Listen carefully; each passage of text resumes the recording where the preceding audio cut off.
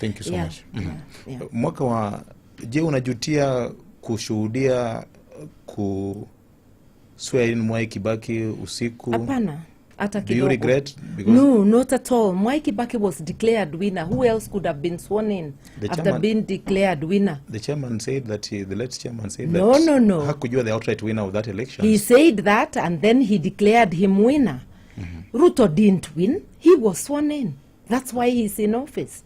Once you are declared, you must be sworn in, and anybody aggrieved goes to court. That is what I and Raila did. That is what Raila has done in most elections except 2007. So I told them, go to court. Once it is declared, there is nothing else. You go to court. Hata sisi, mimi nimeumia. To the 2017, I still believe I won Governor Kirinyaga. But Waiguru was announced. So what did I do? I did not pick jembes and pangas to fight her. I went to court. You went to court? Yes, it's the only way. It is not the perfect way, but it is the only way. So I have absolutely no regrets. And that election, ata jodhurwa wanatusikiliza wanajua, iliibiwa ata uko kwenu. You know, Kasipul Kabondo, the votes that were shown were more than actually the registered voters. They were like 115. In Chepalungu. No, Chepalungu. The votes were shown as 377 when the actual vote was 37.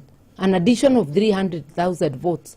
So there are massive irregularities across. Yes, let me now say the other side. I've said the side of ODM.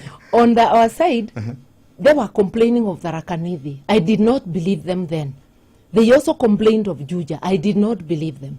But when the petitions were done, actually, the late George Dhuo lost a seat. We campaigned as NARC Kenya and won. Kabogo won.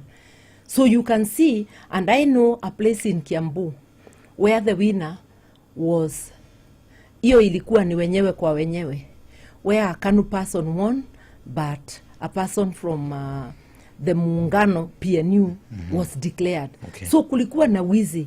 Si hata Speaker Wetangula alilose his seat. Akaenda by election. So there was stealing all over. Wote walikuwa wanaiba. So your government was illegitimate because massive irregularities was the order of the day for the elections. It would have been illegitimate, but now the accord, the national accord. But who stole from who? Because kulikuwa na wizi, the side of ODM. As a constitutional lawyer, why would you then preside over a swearing-in ceremony at 6:30 to 7 p.m. It was in an election which was marred by massive irregularities? To begin with, as a true patriot, why would you then... To watch exaggeration, it was not 6:30, it was 5. I went to 4 o'clock is when he was announced winner. Then a ceremony was organized, and at 5 he was sworn in, and of course it went into the night. The ceremony itself, the cocktails. He was declared. It is later, after the Kriegler report, after the petitions, that I came to learn of the rigging on both sides. I can assure you, Geshogo, where I won legitimately. I had no knowledge that there were irregularities anywhere. So Kibaki, as far as I'm concerned, was legitimately declared a winner, or illegitimately, but having been declared, sworn in. And you can go back and see the proceedings in Parliament when he was sworn in. Even the ODM people, apart from Namwamba, who tried to be funny, everybody was calm. He was sworn in.